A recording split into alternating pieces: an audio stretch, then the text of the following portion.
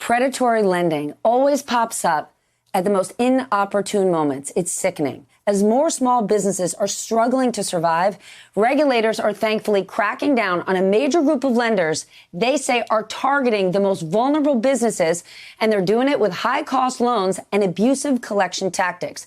They're called merchant cash advance companies, and they provided nearly $20 billion in funding last year alone.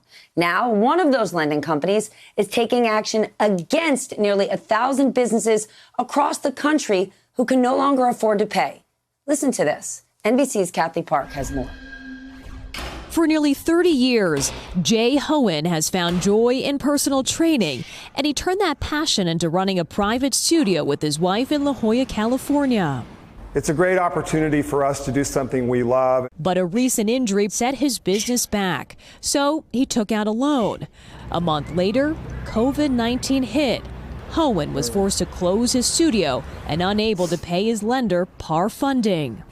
I told the people at PAR, due to the current circumstances that I definitely didn't see coming, I'd like to freeze my account. In return, Hohen says PAR began turning the screws. What was probably the most egregious threat that they threw at you? This confession of judgment, threatening that they would reach out to business associates that I've had. Under the deal they signed, PAR has access to Hohen's checking account. Last month, the company filed a confession of judgment in court that gives them the right to freeze his accounts if he doesn't pay. They're borderline criminal harassment.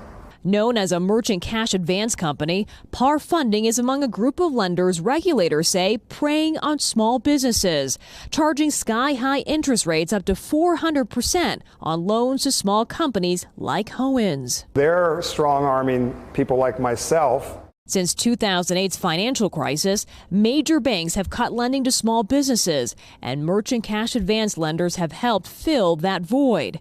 Because they're not banks, merchant cash advance companies are subject to lighter regulations. Now, regulators and law enforcement are starting to take action. Late last month, the FBI raided 2 of PAR Funding's offices in Pennsylvania, and the Securities and Exchange Commission filed suit, alleging the company's at the center of a $500 million investment scheme, misleading investors about default rates on loans, and hiding the criminal past of an owner convicted of fraud and running an illegal gambling operation. Lawyers for the company and its owners vigorously dispute the SEC's allegations, but declined to comment further to NBC News. Recently, regulators have also filed lawsuits against 2 other merchant cash advance companies, RCG, which declined to comment, and Yellowstone Capital, which didn't respond. This is a broken market. Rohit Chopra, a commissioner at the Federal Trade Commission, which is involved in the lawsuits, says comprehensive industry reform is imperative. We're seeing a business model where lenders can actually make big profits even when the borrower fails. Federal officials say they're considering whether these loans should be subject to caps on interest rates in the same way loans from banks are constrained. As regulators play catch-up, Jay Hohen says he'll make it through, but warns others. You can make mistakes if you don't take the time to do your homework. Kathy Park, NBC News. Hey there, I'm Chris Hayes from MSNBC. Thanks for watching MSNBC on YouTube. If you want to keep up to date with the videos we're putting out, you can click subscribe just below me or click over on this list to see lots of other great videos.